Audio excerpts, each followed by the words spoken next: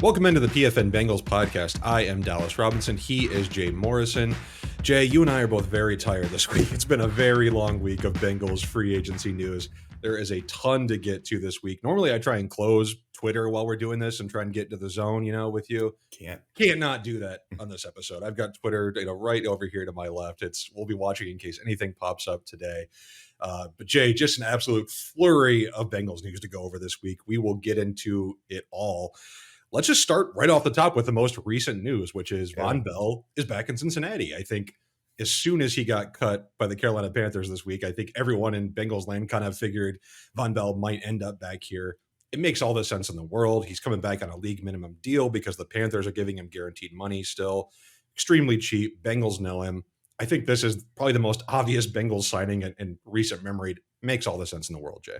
Yeah, it does. I mean, like you said, as soon as they cut Vonn, that was the first domino. Then when the Bengals cut Nick Scott, even though they hardly had any other safeties on the roster, it's like, okay, they've got something in the works. And it just, in all my years covering the Bengals, you don't hear this a lot of guys that move on and, it's just decisions had to be made. And there were a lot of people that were, toward the end of the year when the explosives kept mounting and there was all the communication issues in that secondary and people, players, coaches were pretty open about how much they missed Vonn and how much he meant to this team. And, Jesse too, but Jesse was never in play. They were never going to re-sign Jesse Bates. They wanted to re-sign Vonn Bell, and Carolina comes in with this crazy offer. And the Bengals, like we've said in the past, they're not getting a bidding war. They've got a value on a guy, and they're not going to go above it. And they knew, Lou said it'd be a dark day if they lost both of them, and they did. And we saw what darkness looks like. And now the sun is back out. They've got Vonn back. It's going to be really interesting to see what they do there. The assumption is going to be Geno Stone, who they signed on Monday, and Vonn Bell will be the starters.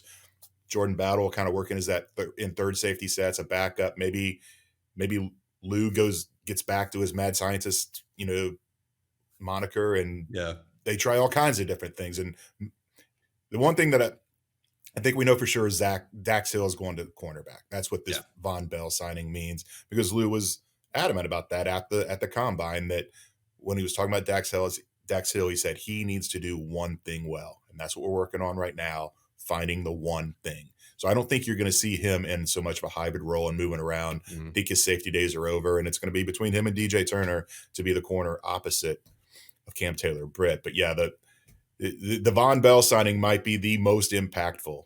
And they've had some good hits. I love a lot of these other moves they made, but that, just not the production on the field, but what he means in the locker room. And I think this is maybe one of the best free agent signings they've had since I've been covering the team.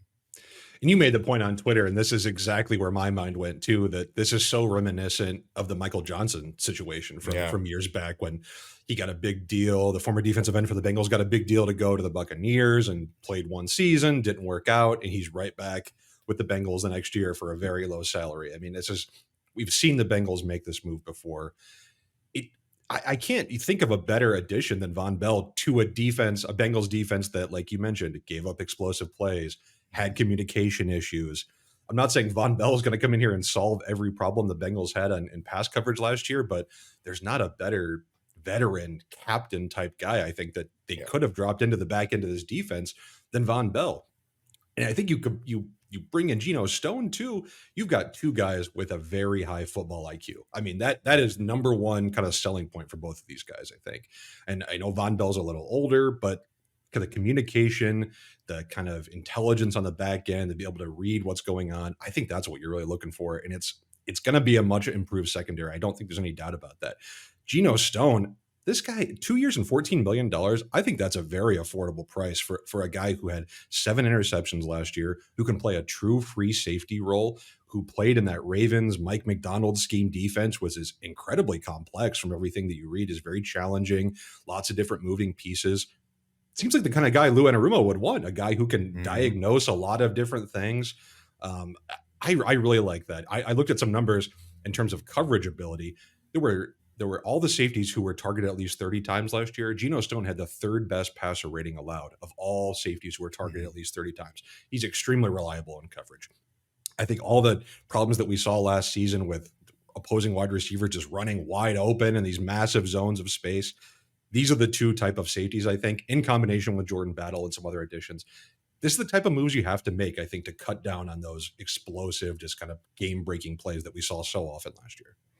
Yeah, and I do like the Geno Stone signing a lot, but I had my top pick at safety as Jordan Whitehead, and then you see what he signed. What he signed for much cheaper than Geno, and I thought, did they make a mistake there? Because my concern with Geno is he's a better player than Nick Scott, but it's still kind of the same thing where you basically have 1 year as a impact player that you're going off of, and Jordan Whitehead's done it for much longer and it's played strong safety and free safety. But again, I think they knew they had this plan in the back of their head, and they weren't worried so much about the experience part because they were planning on bringing Vaughn back, and so the Geno Vaughn pairing is really, really solid. And I was surprised how little, I can't remember what it is off the top of my head, but it was a lot less that Whitehead signed for than Geno signed for. But 7 picks last year. I tweeted it out. Again, I can't remember. This whole week is so fuzzy, but there's only a handful of safeties in the last 20 years that have had 7 or more picks in a season, and Reggie Nelson was one for the Bengals a few years back. So he's got that ability, and he started 11 games. He wasn't a 17-game starter. There were some games where he kind of worked his way in. So it'll be really interesting to see what he can do as a full-time starter for this defense, and knowing the division already, I think is another big key to bringing him in. Yeah, Jordan Whitehead got 2 years and $9 million. Okay, yeah, so a little bit less than Geno Stone. So yeah, it's interesting to see. We'll see how Whitehead plays. He went back to the Tampa Bay Buccaneers where he started his career. Let's move over to the offensive side of the ball. Jay, Zack Moss. I mean, I think I've made my thoughts on Zack Moss clear. He was my number 1 free agent target for the Bengals. So I think it's obvious that I like this signing, especially for 2 years and $8 million. Just the type of running back I think that's a perfect complement for Chase Brown. Just an absolute grinder. We've already seen what he can do against the AFC North. Last year, when he was with the Colts, 30 carries for 122 yards against Baltimore. From weeks 2 through 5, here's Zack Moss's carries: 18, 30, 18, 23. Just a power back who is going to just bulldoze you. Can play out of shotgun personnel. Josh Norris from Underdog had these numbers. Shotgun out of 11 personnel. Zack Moss, 4th most explosive runs, 6th in yards per carry, 9th in missed tackles forced per attempt. He's a good pass protector. I just like everything about this move. We can talk about the Joe Mixon side of this too, but as far as Zack Moss specifically, I just love his fit alongside Chase Brown. Yeah, affordable, the power part that you mentioned, but the explosion is the big thing, and he did it. Last year when he took over he missed the first week. He broke his arm in training camp and missed 1 game, came back. So he started games 2, 3, and 4 while Jonathan Taylor was on PUP, and he wasn't going against light boxes then. They've got a rookie quarterback. They knew they were running the ball. The teams were lining up against him, and he was still getting explosive runs and big production. And so now he comes to this offense where he's going to see a lot of light boxes because teams are going to play back against Chase and Higgins. And I think he can really do some good things. And, I think there's still a little question about Chase Brown. He looked great, the explosion, everything, but it's a small sample size. Yeah. And maybe if he gets off to a slow start, Zack Moss is one of those guys that he's proven he can be a lead back, and he's proven that he can be a good soldier, so to speak, if you will, and be the complementary back and work in tandem and not rock the boat. And so I think it's just a win-win on all sides. It's I hate to say it, it's addition by subtraction with Mixon. He was great while he was here, but the time had come to move on. This is a significant upgrade for what this offense needs to be.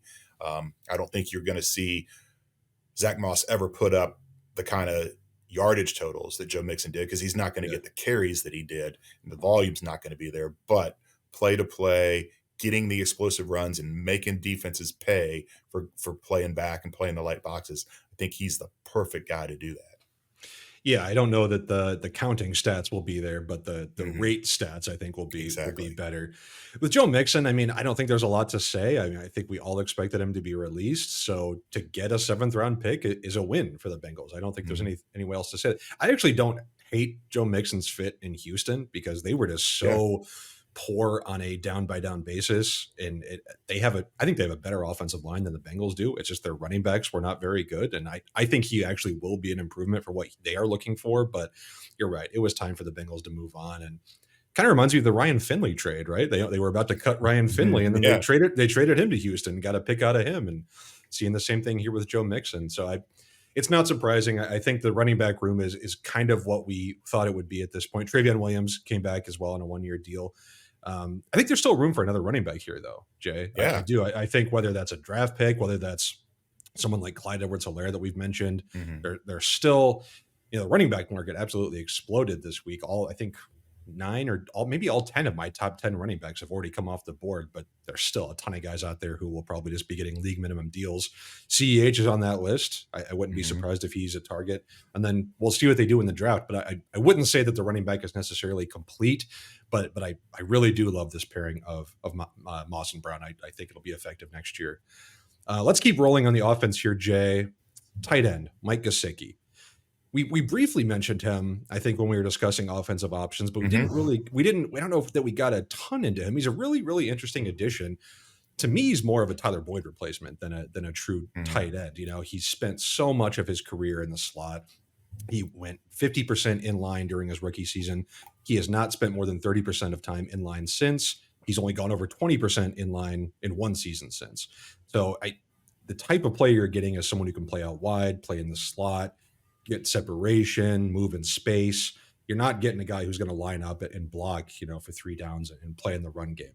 But Mike Gesicki has 2 seasons of 700-yard receiving totals on his ledger. Tight ends that can put up 700 yards are few and far between, Jay. I mean, even in a season where his last season in Miami, where he struggled and didn't really fit in that Mike McDaniel offense, he still averaged over 11 yards per catch. I just think he's going to give the Bengals a much different look than they've had in the past, even if it's not a traditional 12 personnel, 2 tight end look like we might think about. It's going to be a different sort of vibe tight end wise than we've seen for the Bengals in years past. Yeah, and he's similar to Tanner Hudson because Hudson played in the slot a lot, but he's a more dynamic pass catcher, and he's so big and long, and you put him in the slot, and most slot corners are little guys. He's gonna be a matchup problem for teams, and again, it's not a volume thing because I don't know that I don't think he's gonna get to 700 yards again. You kind of know what Bengals tight ends are gonna get because we've seen it through Hayden Hurst, Tanner Hudson. Hudson's was a little shorter, a little light because he didn't play the full season. But CJ, I think where this really, really comes into play is in the red zone. Yeah. Where, Burrow's so accurate. And if you've got a smaller guy on Gesicki in the red zone, he can just throw it up there where only he can get it. You can do that with Yoshi Voss too. Oh, by the way, T. Higgins and Jamar Chase as well. Yeah. I think this team could be really lethal. And they struggle to run the ball in the red zone, and now maybe that changes with the explosion element that Chase Brown and Zack Moss brings. I just think this team's going to be a really, really good red zone team this year, and Gesicki's a big part of that. And they got him for so cheap when we talked about him. Him and Hunter Henry were 2 of my top choices for them to go after in free agency. And $2.5 million for Gesicki, and I can't remember what Henry signed for, but it was considerably more, much more. Yeah, it was like $9 million a year. Yeah. I think that it's a steal, and they're not done there either. They still only have 2 tight ends. They got him and Drew Sample. I don't know if this rules out Tanner Hudson. I guess it depends on what the offers are out there, but I don't know that they're going to go into the draft, intent on taking 2. They may not be done at tight end, and Wilcox is still an option, although I don't think a strong one. But they do still need some depth in that room. But really, really interesting pick signing because I'm really intrigued to see what Gesicki can do. He's had 3 seasons where he's had at least 5 touchdowns. And I think you have to go back. I think it was 2017, the last time the Bengals had a tight end. Tyler Kroft had 7 that year. So I can't imagine what defensive coordinators are going to be thinking when they have to defend this offense if you've got him in the slot, or even if you put him in line.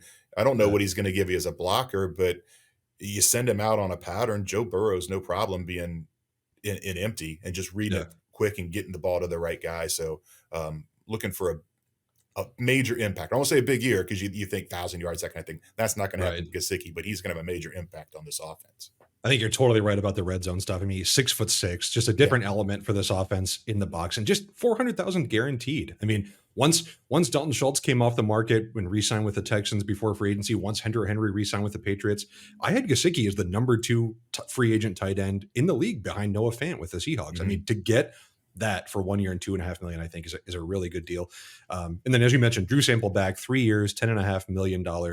I'll take that for our free agent internal draft for 3 years. That'll really help me. I can update that. I don't have that right here. I'll call that up, but I think you're going to smoke me on that one. Excellent. I can win something this year finally. Drew Sample and Mike Gesicki, I mean, just a match made in heaven, I think. Perfect complementary skills and strengths there from a Drew Sample as a blocking perspective, and Gesicki is more of a slot guy. I really like that fit. We'll see on Tanner Hudson. I agree he's a similar player to Gesicki, but I do think they will add one more tight end before the draft. I agree on that as well. Let's go on defense, Jay. Sheldon Rankins. This is the biggest annual value the Bengals have signed this offseason. So let's talk about him. 2 years, $26 million. We knew 3 technique interior pass rush was going to kind of be a big target for the Bengals this year. I think Sheldon Rankins is probably the best interior pass rusher the Bengals have had since Larry Ogunjobi, I would guess. I mean, I think he's going to offer you that type of push in the pocket. Former first-round pick. He does turn 30 years old in a few weeks, which means Bengals are outside their comfort zone here. We thought they might do that. We talked about Grover Stewart a lot, who was 30 years old, and some other veterans who are around that age. Typically not the kind of free agent the Bengals are going to go after, but it seems like they're changing their stripes, no pun intended here, as 2024 free agency gets underway. It seems like they're willing to go a little outside their comfort zone with some of these guys, Jay. Yeah, I mean, it was necessity. All the tackles are going off the board. They're going out of their comfort zone on age, but they're doing it too just in who they're targeting here, because the bigger need is a nose tackle, a run stopper. That's still out there. They've still got to figure out who that's going to be.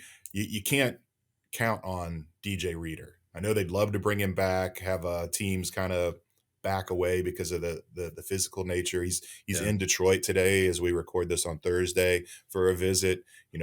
Does he pass the physical there? I don't know. That injury was just 4 months ago or 3 months ago, and it's supposed to be a 9-month recovery. So I think that's still in their back pocket. They're hoping they can get him, but you can't rely on it. So they've still got to go out and get a nose tackle. I still think Tier Tart, and one of the guys that you had on when we did our defensive free agent targets, would be a great addition there. And they've, even though they're paying Rankins $13 million a year, they've still got money. The Mixon cut, the Nick Scott was another 2.3. They added some available cap space with those moves, and they had money to start with anyhow. So they're not done by any means. I could a right tackle, a nose tackle, and then filling in some of these other, a lesser running back, a lesser tight end. They're still moving. We're gonna be busy for a few more days, I'm afraid. But I like the Rankins signing, and I pointed it out in the article I wrote after they picked him up. He had 6 sacks last year. 3 of them were against Joe Burrow. I mean, he just wrecked that Bengals offensive line, and Alex Kappa in particular in that game at Paycor. And he's played 5 career games, or I'm sorry, he's played 4 career games against the Bengals with the Saints, Jets, and Texans last year. He's got 5 sacks in those 4 games. He's just, for whatever reason, he's been at his best when he plays against the Bengals. And my concern here is, not just the fact that he's not a true nose tackle. They needed a complement to BJ Hill anyhow as a 3-tech. He was not good at all against the run last year. He was PFF's number 67 graded defensive tackle against the run out of 73 qualifiers. He hasn't been that bad his whole career. He was more middle of the pack before that, but that kind of creeps into your mind as it's not like players just fall apart at age 30, but that's when the cliff is coming, and it can happen at any time. And I think that's always the concern that the Bengals have when you sign someone closer to 30. I know people have argued on Twitter that why is that a magic number? And it's not. I compare it to playing blackjack. You have a pair of aces, you split them. There's just no question. You split them because you're playing the odds. You're playing the percentages. Doesn't mean you're guaranteed to get 2 10s, but you do it over and over, and it's going to come out the right way. And it's the same thing here, where you avoid those guys that are getting up over 30, because the percentages are that they may first year play to the contract, but at some point they're going to fall off. And Yeah. I just a little uneasy about paying Rankins that much money. Doesn't mean he can't prove everybody wrong and have 2 more great years, but they can't just rest there. They do have to go out and get a nose tackle. You've got to have a big, wide body run stopper in this division. And I said it was 2 years, 26 million. I haven't seen any other details on that. I don't know if you have, Jay. So I haven't. That could be up to. We don't know what the structure looks like. So I'll hold off on judging the exact contract until we see the details. But you're right. It is a lot of money for a guy who I think in most pass rushing metrics, he's somewhere around 25th through 30, whether that's pass rushing productivity, whether that's pressure rate. He's around that 25 through 30 range in terms of defensive tackles. You're right about the problems against the run. It's an interesting signing. I do think that him playing along with BJ Hill gives you some flexibility, because BJ Hill can play all sorts of role up front. I mean, he could play that nose tackle role if needed, but I think you're right that defensive tackle, along with right tackle, obviously, is still the biggest gap on this team. DJ Reader with the Lions, I don't know if they'll be able to re-sign him or not. Can they afford a DJ Reader, a BJ Hill, and a Sheldon Rankins all on the same defensive line? I have to think that'd be the most expensive defensive line in the NFL. I haven't looked that up, but I would think it would have to be, just based on where these guys are earning money. I wouldn't be surprised if they end up going cheaper at kind of that nose tackle role. I mean, there are guys out there. Derek Nottie from the Chiefs is someone that we mentioned who I think will be affordable, who can just be a big kind of just a body, right? A body to clog the run. Those guys are always cheap. I think if Reader signs somewhere else, which at this point, if I had to guess, I'd say he will. I think the Bengals will probably just try and find a cheaper option, maybe think about somebody in the draft. I'd be surprised now if they go out and spend real money, because there really isn't anybody else out there besides Reader who's going to play that nose tackle position, who's going to cost you money. Tart, I think, will be cheap. I mean, I think Tier Tart, if he was going to make good money, he probably would have signed by now. So if it's not Reader, I think it'll be a low-cost nose tackle. Yeah, because there's not a lot in free agency. There's not a lot in the draft either. Yeah. You got Devondre Sweat. I mean, a lot of these guys coming out are 3 techs, and which is great. A lot of value there. But yeah, the true nose tackles, maybe 18 is too early for Sweat, and then you're holding your breath if he'll fall to you in the second round. Yeah. So I don't know if Tart will be cheap, but I think he'll be affordable. He'll be in a range where they will feel comfortable signing him. And he's a guy that comes up every time they play Tennessee the last 4 years, and they always mention it's Jeffrey Simmons and Tier Tart. And they really were impressed by what that Tennessee defensive line was. So I can definitely see him being a target, and wouldn't surprise me at all if that happens today, tomorrow, sometime soon. They've got to address that position. Kind of reminds one brief tangent that we kind of talked about on Slack yesterday, Jay. Like, speaking of Sheldon Rankins and Geno Stone, like I would be a bit worried, any NFL team, not just the Bengals, if you're signing guys who only played well against you, or signing guys only because they played well against you. I think that's a bad process. Like, I really hope, I hope that's not what the Bengals or any team is doing, is, oh, Sheldon Rankins had 3 sacks against us, let's go sign him. Like, I hope they're evaluating the entire aggregate play and not just picking guys who have played well against them, because I think that'd be a bad process, but it's just something I had to bring up. It's a variable. I mean, I do think it has an impact on a team. I'm sure it just does. Like the Geno Stone picking off Joe Burrow. Exactly. That resonates when you outsmart a guy like Joe Burrow. So I don't think that's the main reason they sign these guys, but I definitely think it plays into the equation. Last couple of guys here, the Bengals re-signed. We talked about Drew Sample, 3 years, $10.5 million. Cody Ford comes back on a 1-year deal around the veteran minimum. Not shocking at all. Bengals absolutely loved the production they got out of him. And then Akeem Davis Gaither comes back on a 1-year deal. Be that kind of third linebacker in base packages, big special team guy, big locker room guy.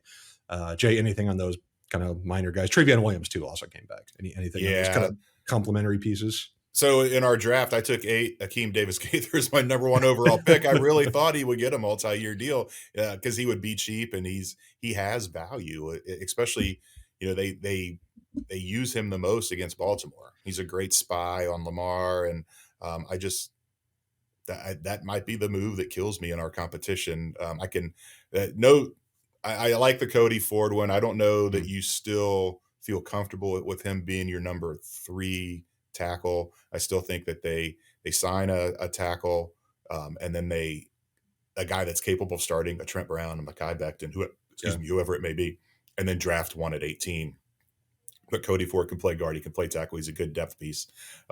In our competition, we did, if they re-signed a Bengal, it's 1 point, and then you get an extra point for every year that they were re-signed for. So you are ahead there. You're up 8-6 because you had Drew Sample with a 3-year deal. All of our other guys, you also had Cody Ford and you had Travion Williams. My top 3 picks all got signed: Akeem Davis Gaither, Jake Browning, and Cal Adamitis, but they're all 1 years, so 1-year deals. So Yeah. We've got some to go. I need Max Sharping, Joe Bocci, Josh Tupou, DJ Reader, and Tyler Boyd. Tyler Boyd's not coming back. But, He's not coming back. Yeah, and you still have Tanner Hudson, and that could be, that could be a 2-year deal. It wouldn't surprise me. So, yeah, you're whipping me there. Well, thank God. Finally, I can't believe I'm beating you like in a game of some sort. It doesn't make any sense. All right, let's move on to the Bengals free agent losses. Number 1 off the board was Chidobe Awuzie, 3 years, $36 million, almost $23 million guaranteed from the Brian Callahan-led Tennessee Titans. I think it makes sense for Callahan to get a guy that he knows. Titans needed cornerback help. Never really thought Cheeto was coming back here, so I don't think this is a surprise. Little more than I thought he would get. Yes. I had him rated pretty highly because I think he's still a good cornerback, only 28 years old. Cornerback market was very weak this offseason, especially once the franchise tags were handed out. But I would say still more than I expected for a guy who maybe hadn't got quite back to where he was last season. But it makes sense for the Titans and Brian Callahan. Yeah, I thought he'd be in the 7 or 8 range. So good for Cheeto. Great guy. Good landing spot for him in Tennessee with Brian, even though Brian's an offensive coach. But you're right. There was really no chance. The Bengals invested so much in the secondary in the draft the last few years that the writing was on the wall there that Cheeto wasn't coming back. And again, it's not a case they don't think he can play. They think he's getting old. It's none of that. It's 100% financial. Really interested to see how that Callahan offense does now. They signed Calvin Ridley yesterday to this massive contract. They add Tony Pollard. They sign a center in Lloyd Cushenberry. I mean, they're starting to build some pieces. It's going to matter whether Will Levis can actually deliver on that second round draft capital. Yeah. But it's an interesting offense that Brian Callahan is building. The other big free agent that the Bengals lost, and again, not a surprise, Jonah Williams signs with the Arizona Cardinals yesterday for 2 years, $30 million, $19 million guaranteed. Good deal for Jonah, I think. It looks like he'll be playing right tackle out there. The Cardinals will move Paris Johnson, their first-round pick last year, from right to left tackle. I thought the Cardinals made a lot of sense for Jonah Williams. They're a young, kind of rebuilding team on the ascension. Jonah Williams is still a young guy. He comes with pedigree, but not a surprise he didn't come back here. So good for Jonah to get that deal. Yeah, he's from Southern California, so he's closer to home for his family to come see him play. And I am intrigued about, because I think it changed his mind a little bit with how well he played right tackle. And maybe his aversion to playing right was he just thought it would hurt his earning power, but that obviously wasn't the case. But I thought he was going to go somewhere where he could play left. And I don't know what those discussions were. I mean, Paris Johnson played right tackle all year last year. Maybe Arizona says, let's keep him where he's comfortable there. And I don't know. It'll be interesting to see because he's much younger. He was the first tackle taken last year. A good move for Jonah, but I am kind of curious to see how that plays out if it is actually Paris at left and Jonah at right, because I thought for sure that would be number one in Jonah's mind, is going somewhere where he could go back to the left side. I think Arizona has already said that they are planning to play him at right tackle. That? Okay. But I agree with you because there are a lot of teams that still need left tackles out there. Now, the market for offensive tackles is still pretty strong, and we'll get into some of those options here in a second. So maybe Jonah saw the writing on the wall that maybe he was not going to get one of those left tackle jobs. But I agree. There are a lot of teams out there, including contending teams, that still have a big gap at left tackle. So I did think that was a little surprising as well. Last guy, Irv Smith Jr. goes to the Chiefs on a 1-year deal. I don't know if there's anything to say about this. Good luck to Irv, playing behind Travis Kelce. Good luck to him.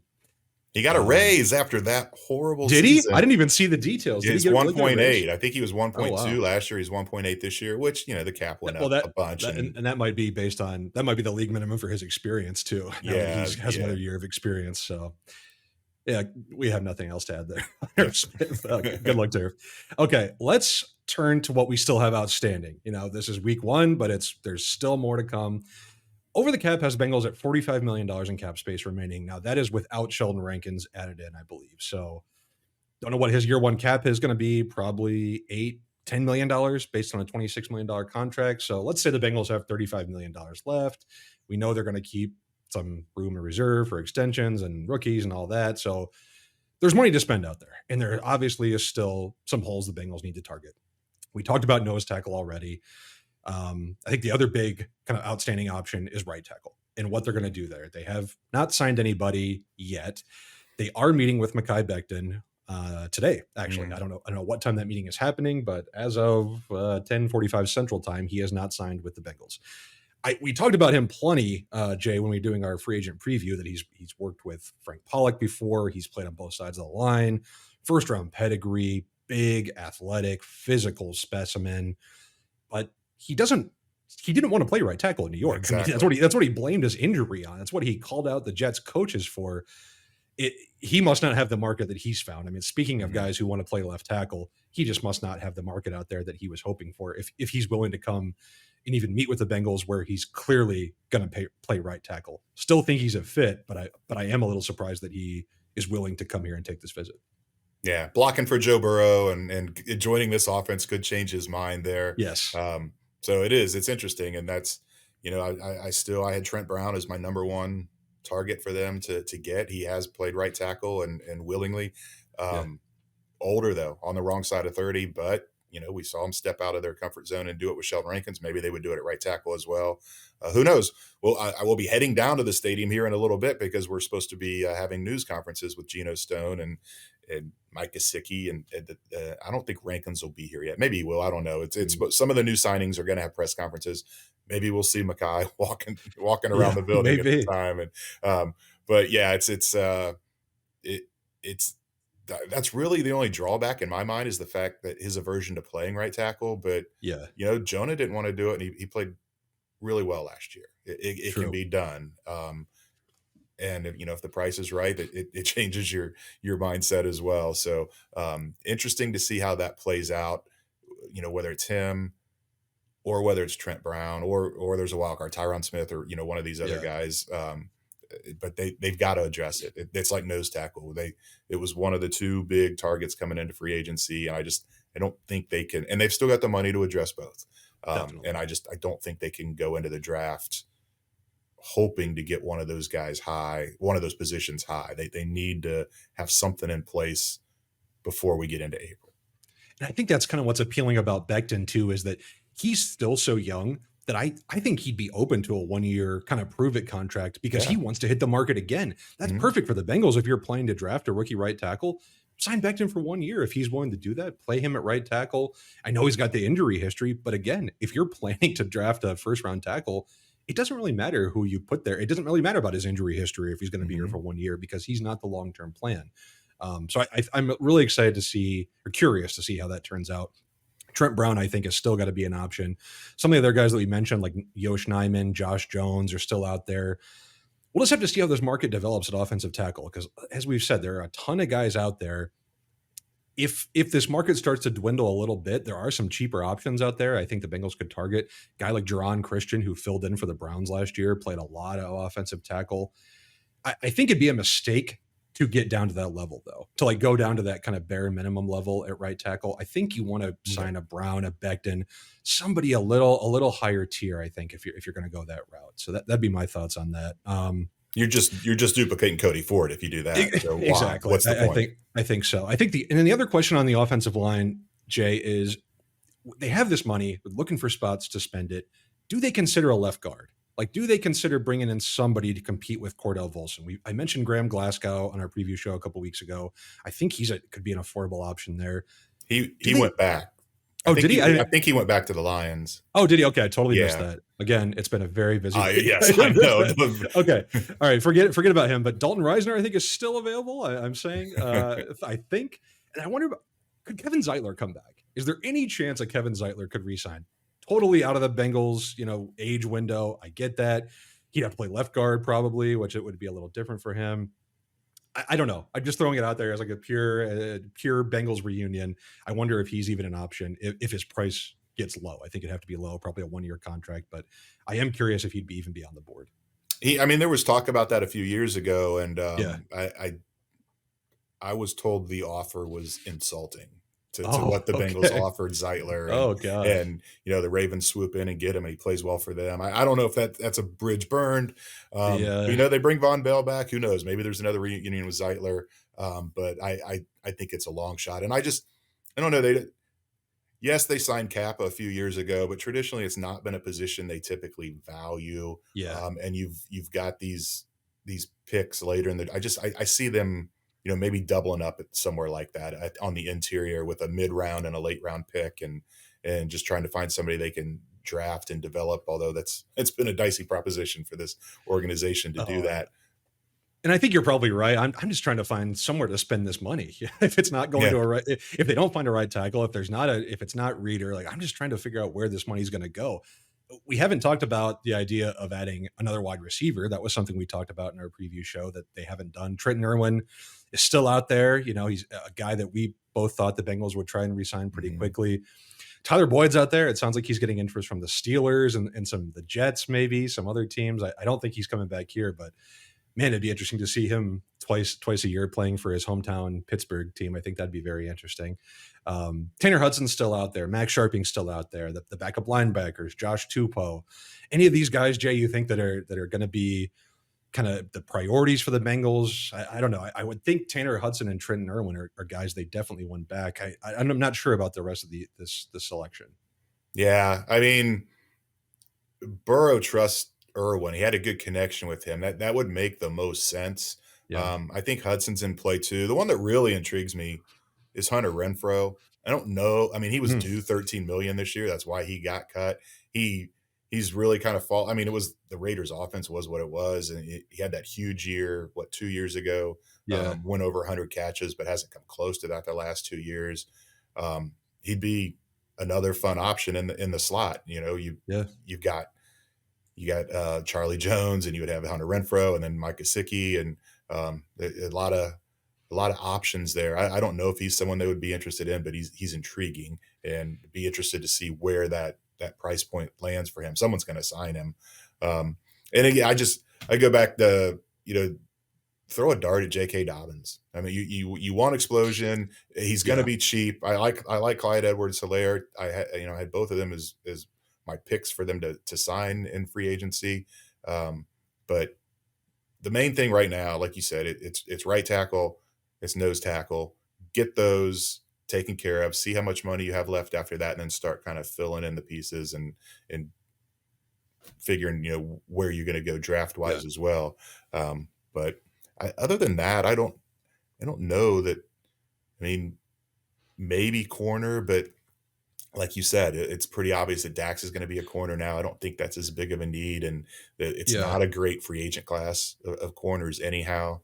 So maybe a guy like Christian Fulton that we've talked about, an upside play like that. They're a guy, C.J. Henderson, former first-round pick. I could see them taking a chance on a younger guy like that, but yeah, now that Dax Hill seems like a full-time corner, I don't see them going out and spending like real money on that position at all. Are there any free agent punters left? That could be an option too. Bring in a guy. No, Tommy Townsend signed, right? I think he found a new home for relatively cheap. Wasn't it like 2 years, $6 million? Yeah, it was a pretty good deal. So and then Moorhead went signed too. So I'm not sure if there are any other punters out there.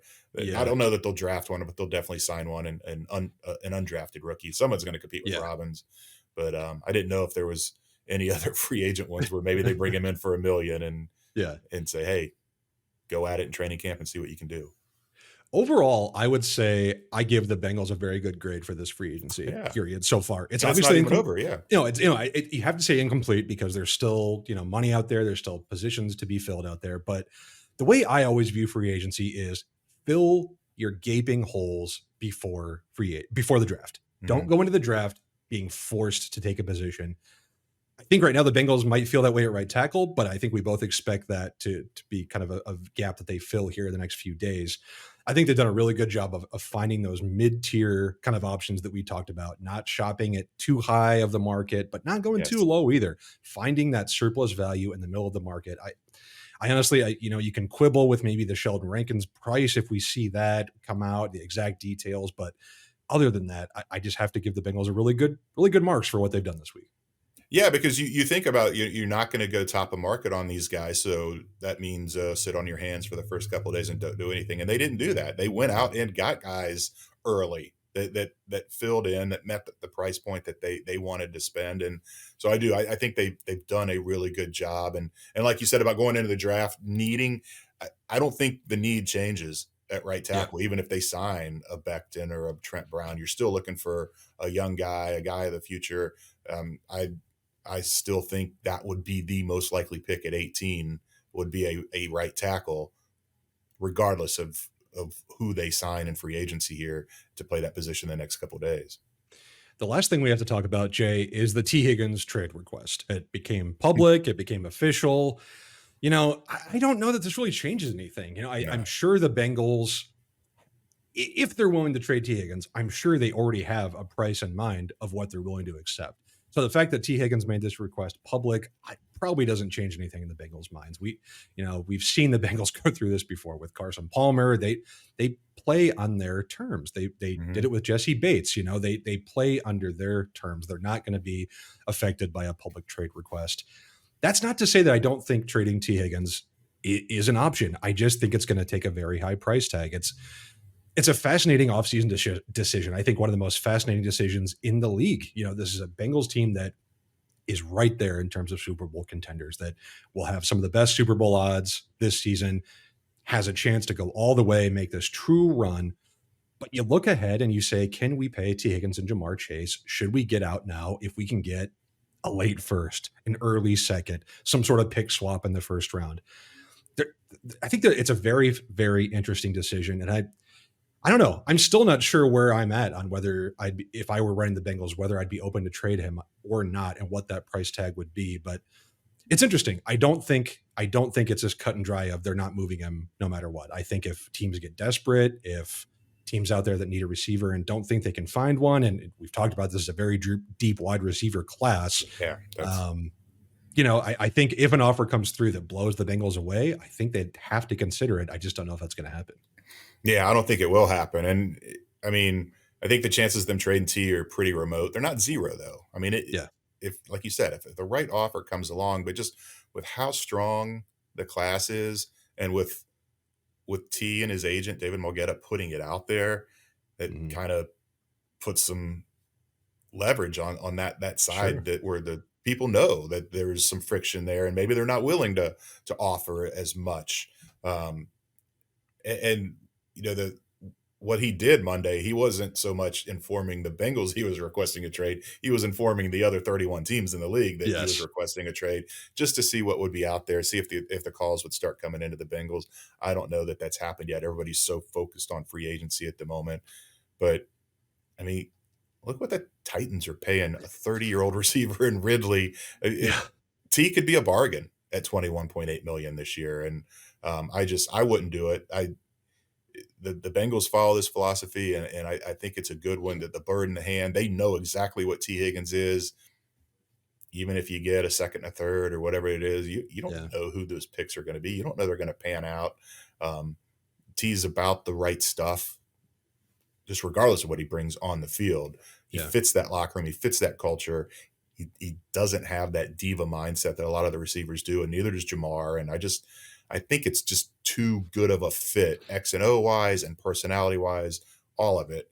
That the best move is to keep T. Higgins unless something crazy comes down the pike. And I don't foresee that happening. Maybe it does on draft day when maybe a bunch of wide receivers go flying off the board a lot earlier than people expected. But I don't know where I'd put the percentage. Yeah. 5, 6, 7%.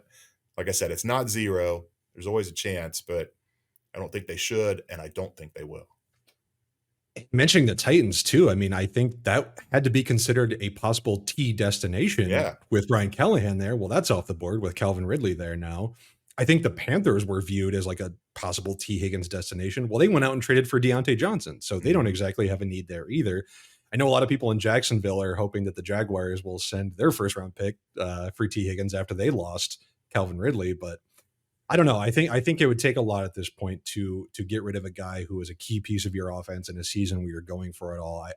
I get looking towards the future. I get that, but sometimes you have to go all in, and I think keeping T Higgins is an all in type of move. So we'll see how that turns out. There's a lot of time left until the draft, so we'll see how that goes. Jay, I think that's about all we've got for today. Last thing I wanted to mention, which we failed to mention last week, Jay is back doing a podcast with Paul Diener Jr. every week on the Growler. Paul Diener Jr., I'm sure you saw if you're watching this podcast, you follow all Bengals podcasts out there. Paul Diener Jr. is doing his own podcast now called The Growler. Jay's back. Mom and dad are back together. We're all happy. We're all so happy to hear. I don't know what that makes me and Dave Ninemetz. Are we stepchildren? I don't know what we are. I don't know what that makes us, but I'm beyond happy. It's great to hear you guys again. So I'm just so happy. And I'm sure everyone listening to this is happy to hear you guys back again too. So everyone go subscribe and make sure you're checking out Jay and Paul every week. Yeah, thanks. It's been a lot of fun. The reaction's been fun. I know one of my daughter's coworkers walked into her room. She's a teacher and said that he is now at peace because we're back together. And she's like, "What are you talking about?" She had no idea that we were even. It came together really quick, and I didn't tell her. I don't think that. I know she has a lot of friends that listen to the show. I don't think she listens to the show. So it's been fun. I appreciate you mentioning that. It has been fun.